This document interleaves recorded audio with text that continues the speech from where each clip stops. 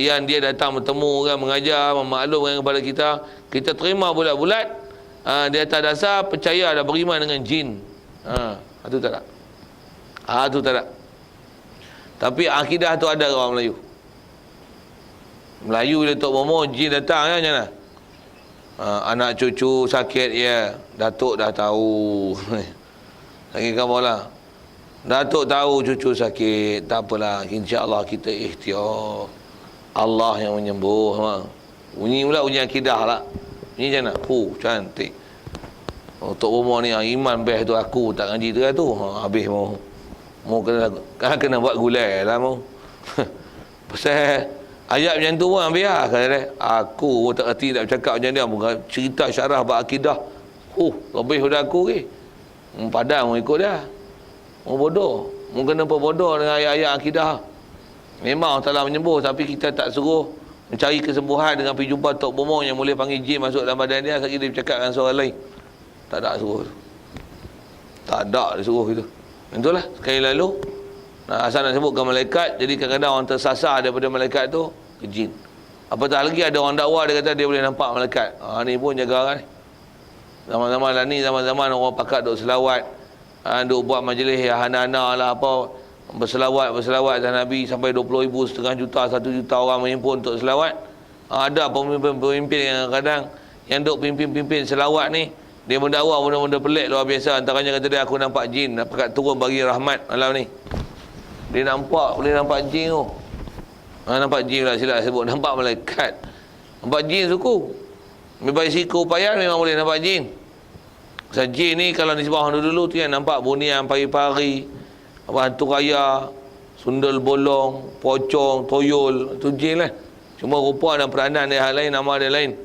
Macam mana pun, malaikat je nak. Dia kata aku nampak malaikat turun dalam majlis kita ni. Dalam majlis kita dalam surau ni tak kurang 40,000 orang malaikat aku nampak. Dahsyat pun boleh nampak malaikat ni. Ada ke dia ajar itu? Itu tak ada. Itu jaga tu. Nisbah beriman percaya kewujudan malaikat.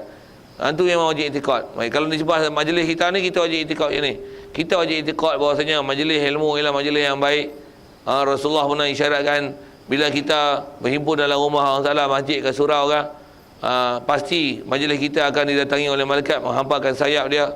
Allah Ta'ala turunkan rahmat, berikan sakinah, berikan rahmah, dan Allah Ta'ala akan menyebut nama-nama kita ni pada malaikat yang datang, pada malaikat yang ada di sisi dia.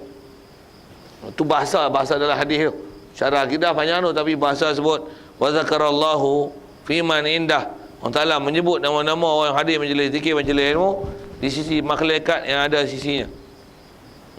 Allah Ta'ala maklum kan sebut nama. Siapa orang ni hadir majlis ilmu.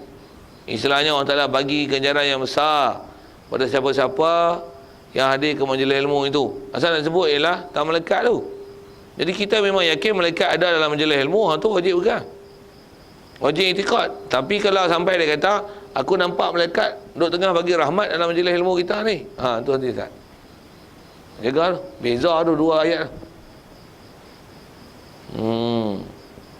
Satu, kita dengan malaikat wajib percaya. Satu, jangan ada masalah langsung dalam bab malaikat ni.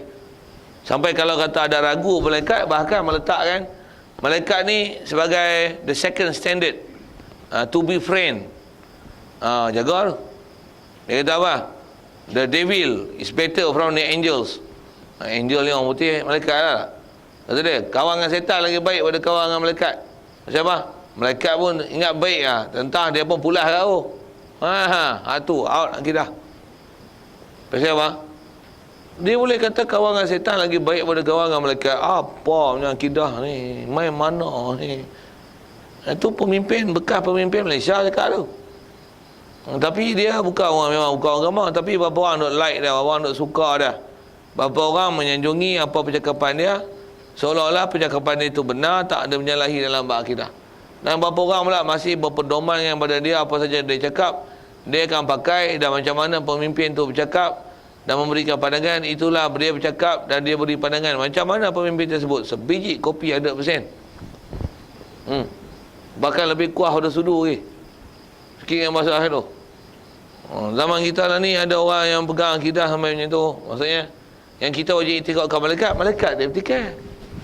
Tapi orang putih dia kawan. Yahudi tak apa. Nasrani tak apa. Tapi malaikat jaga akhir. Malaikat ni bukan semua baik. Kena tipu dengan malaikat. Baru tahu nak ya kita kena tipu dengan malaikat. Ya Allah. Jaga kan. Betul juga lah kalau sebutkan malaikat ni. Ada orang terbalik ni. Kata dia apa? Kita dengan orang kafir ni. Mahatma Gandhi kata dia. Mandela. Abraham Lincoln. Gautama Buddha. Confucius. Yang ni kata dia pemimpin orang-orang kafir yang kita kena muliakan. Maksudnya apa? Mereka telah menyelamatkan manusia daripada kegelapan, memberikan jalan kebenaran dan memberikan pengharapan untuk terus hidup dan mengeluarkan manusia daripada ajaran-ajaran yang zalim, yang tak betul dengan etika kemanusiaan. Antaranya Mandela telah menghapuskan pahaman apartheid, pahaman berdasarkan warna kulit ni. Jadi sepatutnya orang macam ni disanjung. Orang kafir macam tu disanjung. Tapi ulama ni, mazhab Syafi'i, Imam Syafi'i kalau pakai pendapat dia sebagainya boleh dipakai dan ditolak selagi dia tak menepati hadis. Tahu ulama dia bertikar. Tapi hak kafir tu, dia sanjung. Ada manusia macam tu kalau tak dia ke mana tu? Pakaian Nabi dia kata kita duk pakai serban, duk pakai ni, duk pakai selendang buka bau ni, apa ni sikit-sikit duk pakai selendang. Tapi duk pakai tie, duk rambut bojen, duk rambut trojan tu tak pakai apa-apa.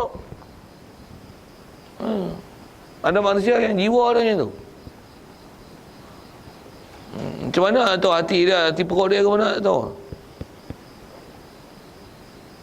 Baik, itu dua tentang masalah malaikat. Yang ketiganya, percaya dengan segala kitab Allah Ta'ala. Percaya maksudnya kita wajib iktikad dan membenarkan semua kitab Allah Ta'ala. Khusus kitab tu Quran. Bahkan antara perkara yang wajib iktikad ke Quran, Quran ni dia memansuh hukum-hukum kitab-kitab lama. Itu pegang betul. Dan Quran pula memang pakai sampai hari kiamat. Kiamat tu dengan mana? Dia turun je Nabi Isa, misi dia membunuh Dajjal nanti. Dan membunuh Dajjal, membunuh Yahudi, Nasrani. Semua orang kafir yang baligh, dia takkan biarkan hidup. Orang lelaki yang baligh, dia takkan biarkan hidup. Yang kafir, begitu juga dia akan buru semua babi yang ada dalam dunia. Tak tinggal seekor pun. Babi tak ada. Seronok kita babi tak ada. Jadi yang mana manusia yang perangai babi dan babi pun tak ada. Best tu. Zaman tu memang Islam cemerlang lah. Tapi nak kata apa? Wajib iktikad bahawasanya Quran tu, Nabi Isa datang nanti dia akan takbir dunia ni dengan Quran. Pasal dia dipakai, Quran ni dipakai sampai kiamat. Cuma bila nak kiamat tu orang tak pakai dalam Quran, dah habis seorang-seorang mati kan. Dimatikan dengan keluarnya asap daripada mulut, daripada hidung. Dan mereka ni jadi macam sesemua apa tu, banyak cerita satu-satu. Mereka akan dimatikan oleh Allah Ta'ala. Dan mereka ni takkan bertemu waktu tiup sangkakala yang pertama tu. Yang sangkakala pertama ni semua orang kafir je yang jadi. Bila semua orang kafir baru ditiup sangkakala yang pertama. Jadi tak ada orang Islam yang akan merasai proses kiamat. Tak ada orang Islam yang merasai proses kiamat. Proses kiamat tak akan berlaku melainkan semua atas muka bumi ni kafir. Baru kiamat. Jadi asal nak kata tentang kitab tu, Quran ni dia pakai sampai akhir zaman tu. Lepas tu kita ngaji kitab, ngaji fiqh, ngaji tauhid, ngaji tasawuf, tak rugi tu. Satu kalau ada orang kata ni nak jadi apa ni, nak jadi isteri solehah kan. Ngaji agama ya, nak jadi ustazah, nak jadi isteri solehah. Nak jadi apa? Nak jadi ahli syurga. Satu ngaji pondok. Dipeli-peli yang kita. Kalau ngaji mesti, ini bagus, ini menara gading. Pergi pondok ni apa ni, nak jadi sampah masyarakat.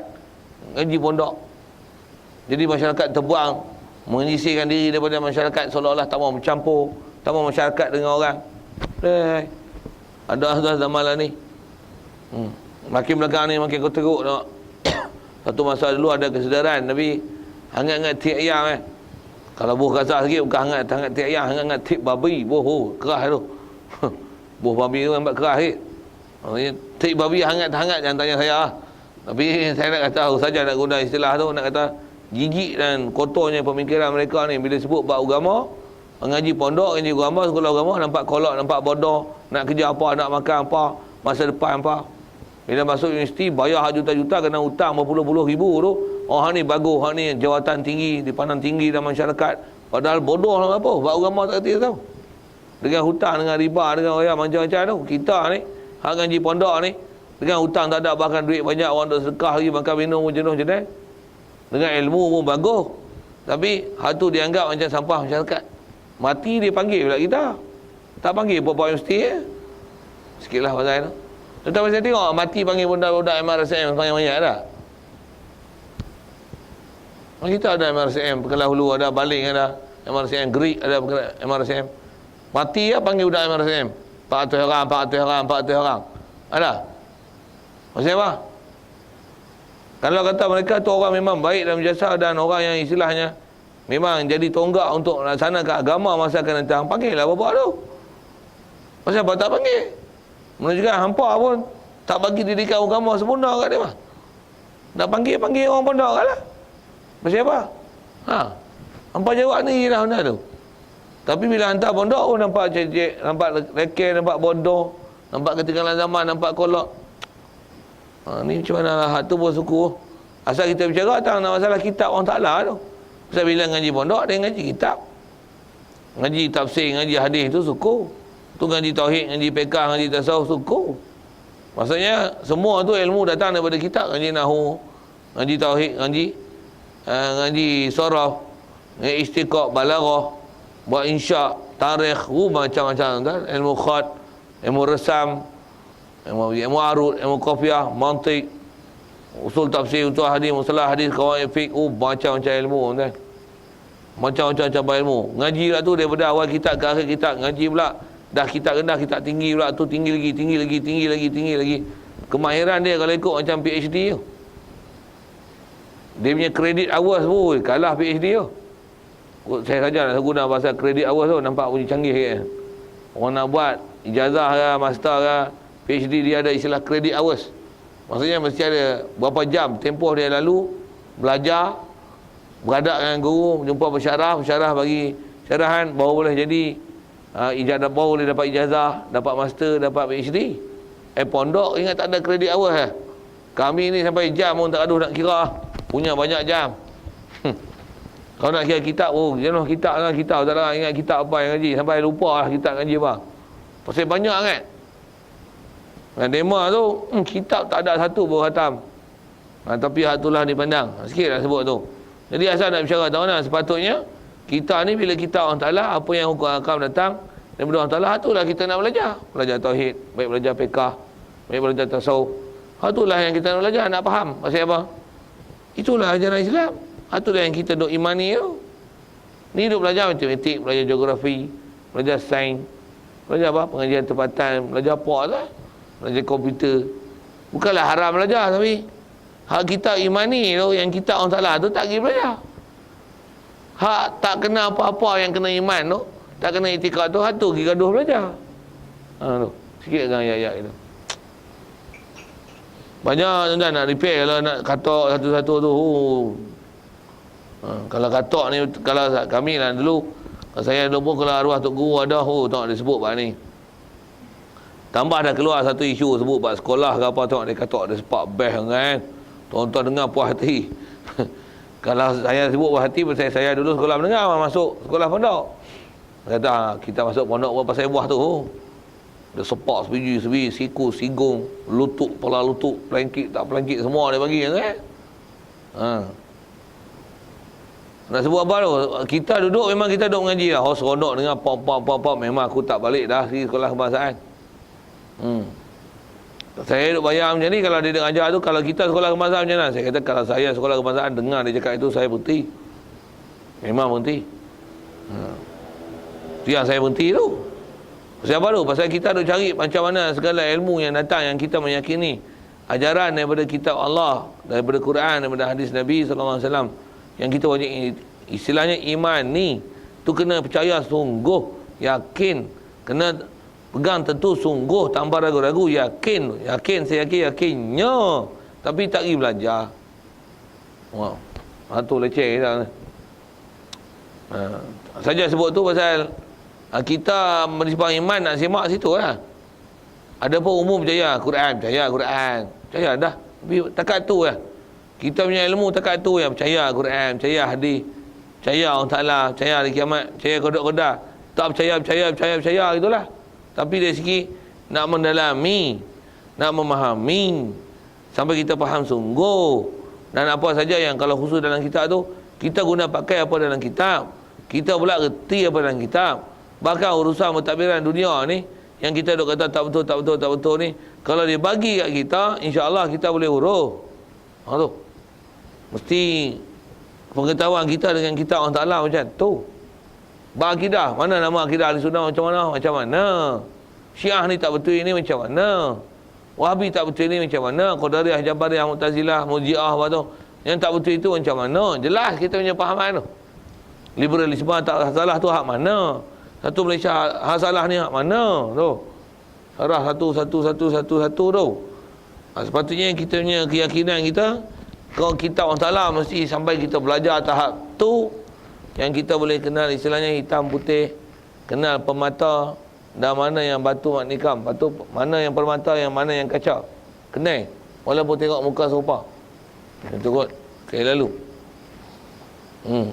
Jadi bila itikad kata Quran kalamullah, yang tu menghapuskan dan memansuhkan kitab-kitab lain, yang belajar sungguh bagi faham Quran, faham hadis Nabi, faham kata ulama. Yang kita Quran, hadis kalau tak boleh proses, kena pergi ambil ulama. Mereka lah yang telah memproses dahulu lagi, lama lagi dah, awal-awal lagi daripada zaman Islam, selepas Rasulullah wafat dulu. Dia kaji lah, selidik satu, dah ada kesimpulan. Pula tu yang selidik tu semua pakar-pakar, bagi kat dia, kita ikut je golongan-golongan pakar ni. Kita nak proses Quran hadis teruk, bukan senang. Satu, faham daripada juga percaya dengan kitab Allah Ta'ala ni, percaya dengan para ulama Nabi, ulama-ulama yang pakar-pakar dalam ilmu, khususnya nama ulama mujtahid. Kita hormati ilmu dia. Dan disebab percaya tu siapa? Pasal mereka ni adalah orang yang memproses Quran hadis kitab Allah Ta'ala dan sabda Nabi SAW. Sikitlah ke sana syarah kot tu, pergi kepada ulama-ulama sikit. Lagi percaya sekalian Rasul, maksudnya wajib i'tiqad dan membenarkan semua Nabi Rasul. Umumnya Nabi Rasul Allah Ta'ala hantar ni ramai dah banyak. Okey, cukup. Sekurang-kurang tahu tafsiri 25 orang, kalau boleh hafal. Dan nasib baik tak wajib ketahui semua sejarah hidup mereka. Itu tak wajib. Adakah wajib beriman oleh Nabi Rasul ni sampai pada tahap kita tahu semua sejarah Nabi Rasul? Tidak. Cukup dengan tahu nama dan nama dengan silap. 25 ni Nabi Ishaq ada, Nabi Yaakob ada, Ilyas ada, Elisa ada. Ada dia jawab tak pernah salah. Tapi kalau tanya lagi dia kata sepatutnya kena kata ya, dia kata tidak. Tu kacau.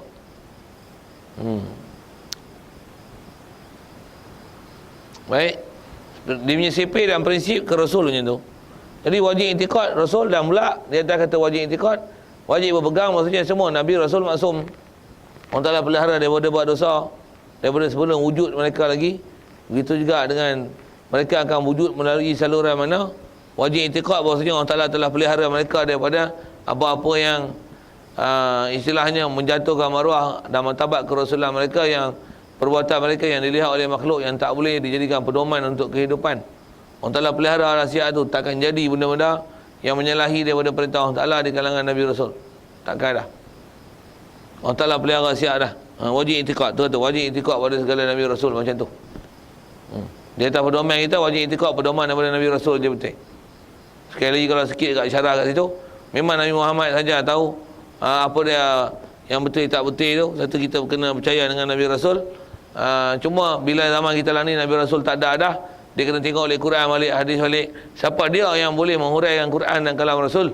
Tak dapat tidak, dia mesti ulama-ulama yang pakar. Mesti ulama pakar. Satu zaman lah ni agak-agak mereka mampu tak nak faham Quran hadis macam mana ulama dulu faham Quran hadis.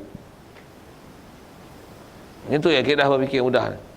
Waktu kalau kata ada fikir kita ngaji fiqh, orang zaman lah ni menyalahi hukum fiqh yang ada macam mana? Kalau saya ngaji dulu tu guru sebut ini sepak ah. Siapa? Pasal hak kita ngaji tu betul dah. Ulama pakar-pakar buat. Habis-habis dia petikai habis semua. Habis petikai doa kunut, petikai wirid, petikai lah tu. Dalam masa yang sama dia suruh kita berlapang nada. Kita kena berlapang nada. Jangan duk marah-marah orang. Tapi dia duk marah kita. Dia duk pelekir kita, dia duk kata amalan kita tak betul. Kalau kata dia nak buat cara dia tu Tapi dalam masa yang sama dia kata kita buat ni adalah tak betul. Tapi dalam masa yang sama dia kata berlapang nada. Ni ambil batu, lempar. Besar asal nak sebut, tak beriman pada Rasul tu. Jadi beriman pada Rasul adalah beriman daripada siapa yang Nabi Rasul pernah tunjuk mereka ni adalah tempat untuk kita berpegang dan berpedoman dengan mereka. Khususnya istilahnya dipanggil para ulama, sama pula ulama khulafa ar-rasyidin, sama pula ulama yang wari'in, yang wara', ulama pula sangat pakar taat. Jadi orang ni lah yang nak menguraikan segala kalam Nabi Rasul, begitu juga firman Allah Ta'ala dalam Quran.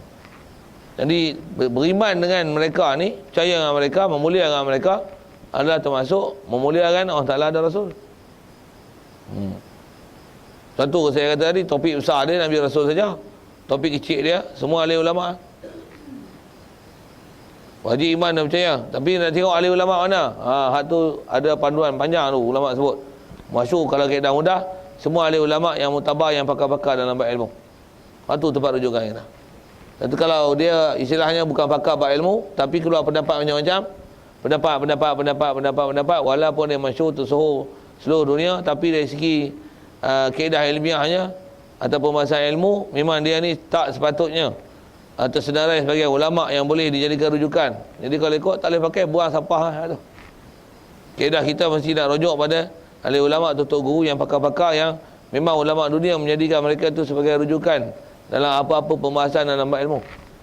Mesti rujuk ahli ulama tu. Jadi yang tu kait dalam bab percaya dengan Rasul. Kemudian percaya dengan hari kiamat. Umumnya maksudnya wajib iktikad dan membenarkan kiamat yang berlaku. Antara kiamat ni maksudnya musnah alam. Bila? Rahsia. Tak tahu. Tapi tanda ada.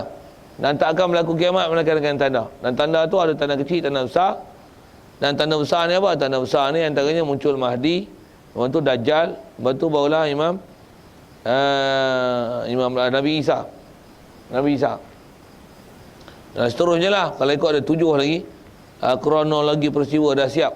Macam mana proses nisbah nak berlaku kiamat tu nanti. Dari segi hukum, perincian yang telah diberi dengan apa yang bakal berlaku kat kita nanti. Nisbah nama akhir zaman yang kata Nabi Isa turun dan sebelum tu ada Dajjal. Nisbah perincian ni ada segang-segang kitab yang telah mengumpulkan semua perincian tersebut dan telah disyarahkan macam mana proses untuk berlaku kiamat. Satu. Ada kitab ulama-ulama yang telah bahas tu. Macam mana pun kat kita kaedahnya wajib i'tiqad akan ada hari untuk musnah alam, dan ada hari juga nanti Allah Ta'ala hidupkan kita balik, yang kita akan dibalas mengikut kadar amalan yang kita duk buat atas muka bumi ni, yang atas istilahnya ditaklif kat kita, mana yang kita buat. Semua tu akan dibalas. Wajib beriman pada hari kiamat dengan tahapnya tu.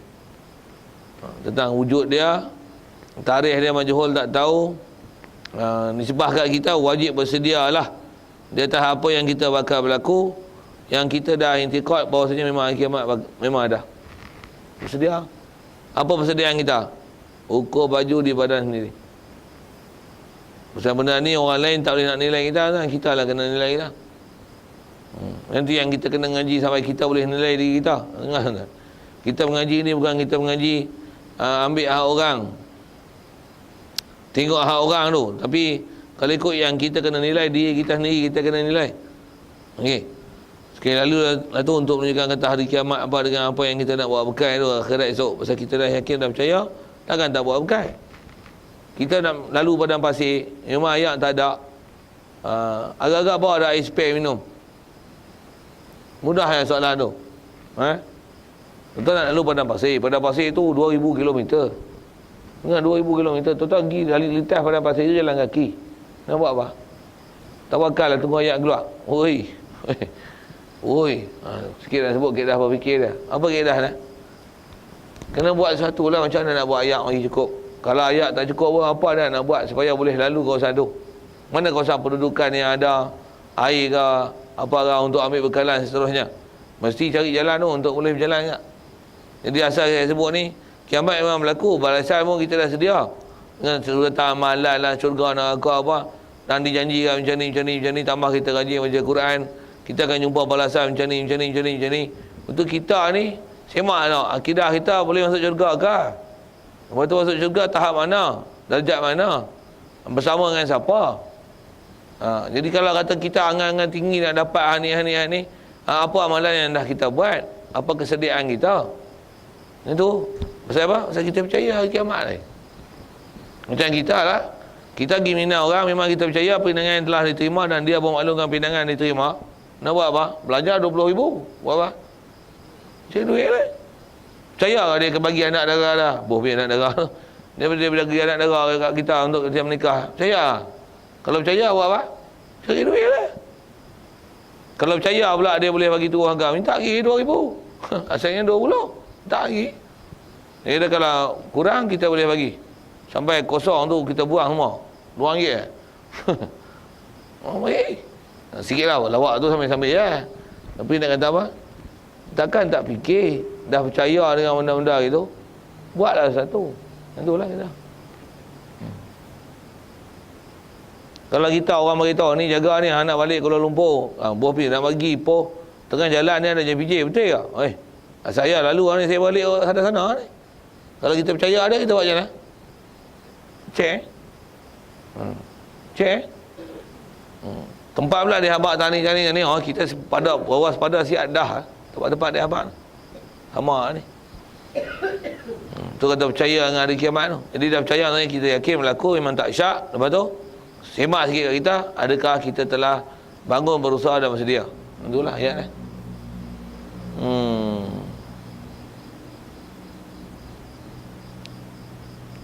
6. Rukun iman seterusnya ialah percaya sekalian perkara baik dan jahat kesemuanya daripada Allah Ta'ala dengan muafakat iradatnya pada sedia kala lagi.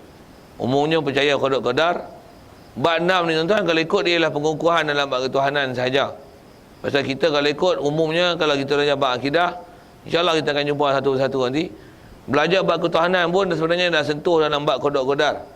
Apa dia? Tang mana? Tang ilmu Allah Ta'ala dan iradat Allah Ta'ala. Mestilah Allah Ta'ala ada ilmu dia dengan apa dia nak buat. Dan tentulah apa dia nak buat ni dengan ketentuan dia siap dah. Dia nak bagi jadi apa berlaku kat kita, barulah dia ni Tuhan.